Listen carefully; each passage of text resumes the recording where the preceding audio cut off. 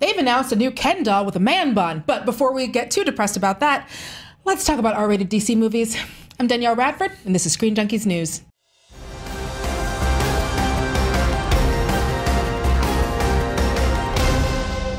This episode is brought to you by Transformers: The Last Night. Check it out in theaters on Wednesday, June 21st. Tickets now on sale.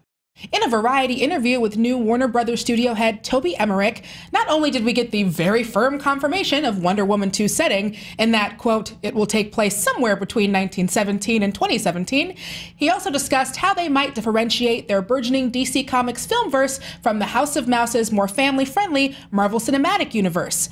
Emmerich said, quote, I would be surprised if we didn't at some point make an R-rated DC movie. Marvel's Kevin Feige made a similar statement earlier this month. Should we all be on R-rated superhero movie watch? Here with me to discuss this and more are DJ Wooldridge and Joe Starr. Hello. Good morning. This Screen Junkies News is rated R.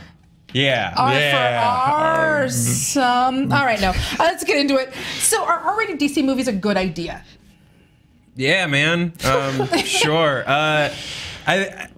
I'm sort of putting this question, lumping in this question to when like an interview asks an actor, like, would you like to be a superhero? And they're like, yeah. And then like we all go, oh! Yeah. I mean, if the character's right and the project is right, you know, yeah, do it. Yeah.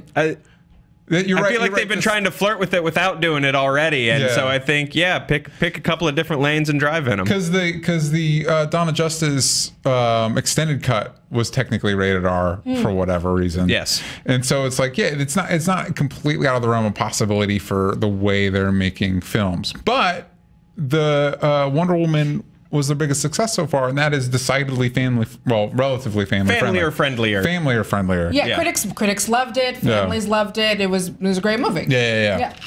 So I don't know. I do know that perhaps they're going with a more character-driven take that, like they said, you know, Wonder Woman lends itself to this. In the same interview, speaking of Emmerich, Jeff Johns said, "quote he understands that when we're talking about the characters, we're not just talking about what their powers are. We're talking about who they are as people." That quote makes me happy. It's nice to hear. That's a good. That's very, very good. Well, it's also, you know, again, going back to kind of Kevin Feige said the same thing, where it's like it's got to be about the characters. If you're going to do an R-rated movie, it's got to be because the character kind of warrants that. So that being said, which DC Comics movies or characters do you think would make a good R-rated movie? For me, personally, I would love to see a Transmetropolitan movie. Get into some of that good Vertigo. I think that would be super duper fun. You get one of those bowel guns. That could be super fun. So what do y'all think? Who would you like to see? Well, if we're talking about characters that like other DC characters could stop by in, like the one I think that stands out probably to anybody would be Lobo. Like, yeah, that's probably everybody's almost number one draft pick. More than any, he lends himself to an R-rated movie more than Deadpool does. You know what I mean? Like Deadpool, you could see having a PG-13. I don't know if I see a PG-13 Lobo movie. No. No, Lobo. No, that needs to be an R-rated space bar that he goes and roughs up. Lobo, I think Etrigan, you could do a cool weird horror possession thing. Plus you get all that good poetry. Yeah, like maybe a Grifter Zealot from Wildstorm. And then I'm real into Mother Panic right now, who is sort of a weird, darker character in Gotham. All the Young Animal books could conceivably have a more adult take. Yeah, you know, we can go back, revisit that Constantine, see what we think about that. A lot of the Justice League dark characters, like you said, Etrigan, Constantine, Swamp Thing. Swamp Thing would be great.